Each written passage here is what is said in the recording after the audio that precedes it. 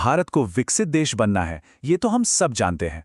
पर सवाल ये है कि इस बड़े सपने को पूरा करने के लिए पैसा कहां से आएगा? और इसका जवाब छिपा है देश के वित्तीय क्षेत्र में। तो आज हम नवीनतम केंद्रीय बजट के उन प्रस्तावों को समझने वाले हैं जो इस क्षेत्र की पूरी तस्वीर बदल सकते हैं।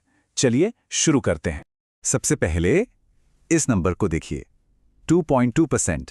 ये आंकड़ा है भारत के बैंकों के ग्रॉस नॉन परफॉर्मिंग एसेट्स का, मतलब डूबे हुए कर्ज का। और खास बात यह है कि ये पिछले कई दशकों में सबसे कम है। इसका सीधा मतलब है कि हमारे बैंक्स आज पहले से कई ज्यादा मजबूत और स्वस्थ हैं। तो शुरुआत अच्छी है, नींव काफी मजबूत है। लेकिन विकसित भारत जैसी एक विशाल इमारत बनाने के लिए सिर्फ मजबूत नींव ही काफी नहीं होती। इस वित्तीय क्षेत्र को और भी बड़ा और भी ताकतवर बनना होगा, ताकि ये देश की बढ़ती जरूरतों का बोझ उठा सके।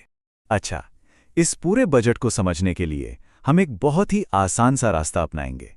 पहले हम ये जानेंगे कि असल में दिक्कतें क्या हैं, फिर देखेंगे कि बजट में उन दिक्कतों के क्या समाधान दिए गए हैं, और आखिर में ये समझेंगे कि इन समाधानों का हम सब पर क्या असर पड़ सकता है। तो चलिए अब आते हैं असली मुद्दों पर। इन्हें किसी संकट की तरह नहीं, बल्कि उन गहरी चुनौतियों की तरह देखना जरूरी है जो हमारे भविष्य के विकास की रफ्तार को धीमा कर रहे हैं। तो ये हैं वो कुछ बड़ी दरारें जिन्हें बजट भरने की कोशिश कर रहा है। जैसे देश में बड़े बड़े हाईवे और प्रोजेक्ट्स बनाने के लिए लंबे समय का और सस्ता कर्ज मिलना मुश्किल है। वहीं दूसरी तरफ शेयर बाजार में छोटे निवेशक बिना सोचे समझे बहुत बड़ा जोखिम उठा रहे हैं। और अब जरा ये आंकड़ा देखिए, 93%। ये उन आम निवेशकों का प्रतिशत है जो फ्यूचर्स एंड ऑप्शंस में अपना पैसा गंवा देते हैं। ये एक बहुत ही खतरनाक संकेत है कि कैसे रातों रात अमीर बनने की चाह में लोग अपनी मेहनत की कमाई डुबो रहे हैं। तो इन सब समस्याओं के जवाब में सरकार ने क्या योजना बनाई है? चलिए सरकार के उस ब्लूप्रिंट पर एक नजर डालते हैं, जिसमें इन दरारों को भरने के लिए कई अलग अलग उपाय बताए गए हैं। ये कुछ बड़े बदलाव हैं जो हमारी पूरी वित्तीय व्यवस्था को आधुनिक बनाने के लिए सोचे गए हैं।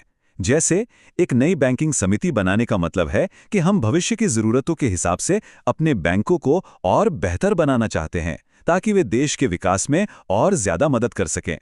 अच्छा, बड़े सुधारों के अलावा अब बात करते हैं कुछ खास टैक्स से जुड़े उपायों की, और ये समझते हैं कि बाजार के बर्ताव को बदलने में ये कितनी बड़ी भूमिका निभा सकते हैं। सरकार का एक बड़ा कदम है सिक्योरिटीज ट्रांजैक्शन टैक्स यानी एसटीटी को बढ़ाना। जैसा कि यहां दिख रहा है, फ्यूचर्स और ऑप्शंस पर टैक्स बढ़ाया गया है। इसका सीधा मकसद है कि जो रोज-रोज बहुत जोखिम भरी ट्रेडिंग होती है, उसे महंगा बनाया जाए, ताकि लोग ऐसा करने से बचें। टैक्स के मोर्चे पर कुछ और भी सुधार हैं।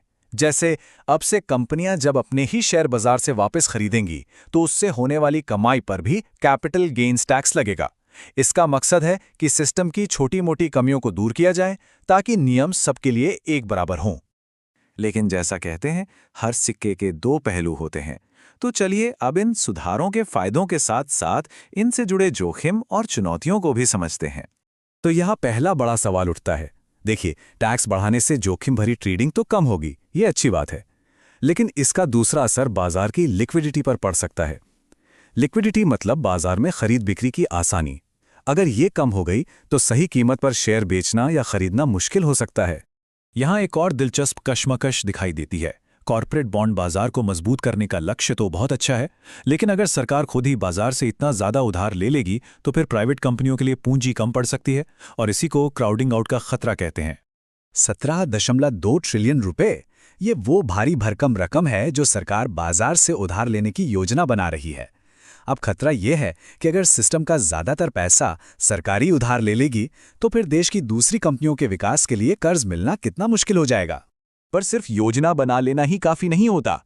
इन सुधारों को हकीकत में बदलने की राह में कई मुश्किलें हैं, और शायद सबसे बड़ी चुनौती है इन योजनाओं को समय पर और सही तरीके से लागू करना, जो अक्सर हमारे सरकारी कामों में एक बड़ी रुकावट बन जाती है। चलिए अब आखिरी हिस्से की ओर बढ़ते हैं और इस पर ध्यान देते हैं कि एक आधुनिक वित्तीय प्रणाली बनाने के लिए लंबे समय में हमें कौन से रणनीतिक कदम उठाने होंगे। देखिए, आखिर में बात सिर्फ इस एक साल के बजट की नहीं है, बल्कि एक लंबी सोच की है। एक ऐसी वित्तीय व्यवस्था बनाने की है जो ज्यादा लचीली हो और जिसमें छोटे कारोबारियों को भी आसानी से लोन मिल सके। ये वो रणनीतिक कदम हैं जिनका असर आने वाले कई सालों तक दिखाई देगा। पूरी कहानी का सार इस एक लाइन में है। मकसद एक ऐसा सिस्टम बनाना है जो मजबूत हो, स्थिर हो और सबसे जरूरी, देश की तरक्की में उसका साथ दे। और अंत में ये एक बड़ा सवाल कि क्या ये योजना, ये पूरा ब्लूप्रिंट विकसित भारत के उस बड़े लक्ष्य को हासिल करने के लिए सच में काफी होगा? ये सोचने वाली बात है।